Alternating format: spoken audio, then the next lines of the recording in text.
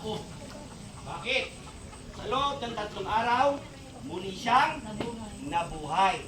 Hindi po siya inilibing talaga ha. After 3 days, he rose again. And after that, he went to heaven.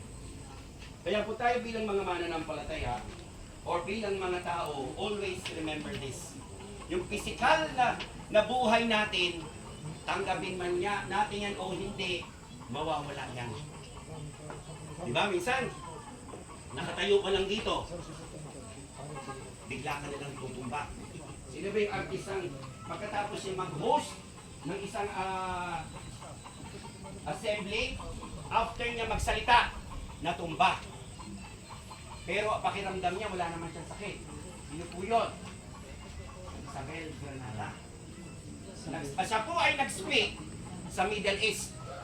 After po niyang magsalita, no, ang ganda niya.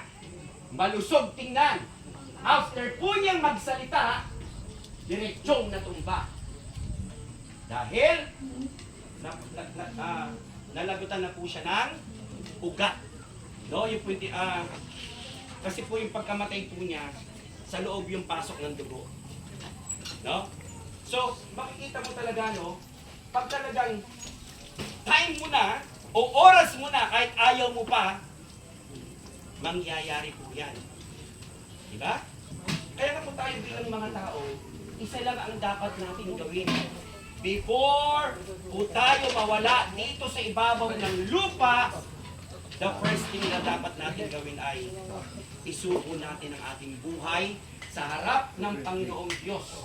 Tanggapin natin ang ating mga kasalanan at sabihin natin, walang iba tayong Diyos, wala tayong ibang sasambahin kung hindi ang Panginoong Jesucristo lamang. No? Sabi na po rito, God also has qualities of this physical life. Happiness is a gift from God.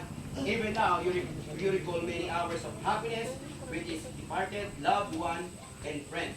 So makikita mo, di ba? Si Tatay Cirilo, na-enjoy niya ang kanyang 79 years dito sa ibabaw ng lupa. With the guidance and blessed by the heavenly God, at tayo dumating sa puntong mawawala na, wala tayong mararamdamang kapaitan sa ating mga kalooban. Yes, it's true. Hindi madaling tanggapin pag ikaw ay may mahal sa buhay na nawala na. Diba? Sinanay niyo yun. Tumatawa pa yan. No? Hindi nakikipagbiruan pa yan. Pero kasi nga, hanggang ng Tatay Cirilo. Pero when Tatay Cirilo, pag dinala na siya bukas, after that, doon malulungkot si nanay. Doon niya hahanapin ang presensya ng kanyang husband. May alam naman natin, although hindi ko gaano kakilala si nanay at si tatay, pero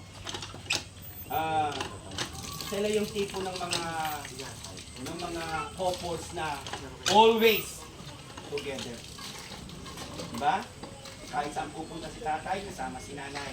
Kung saan pupunta si nanay, kasama si tatay. Lagi silang ganyan. No? So makikita mo na they really love each other and at the same time, they already surrender their lives to God. You know what? Ito yung kagandahan sa isang taong nagsuko ng kanyang buhay sa Panginoong Diyos. Nagkakaroon po tayo ng tinatawag na kapayapaan. Although,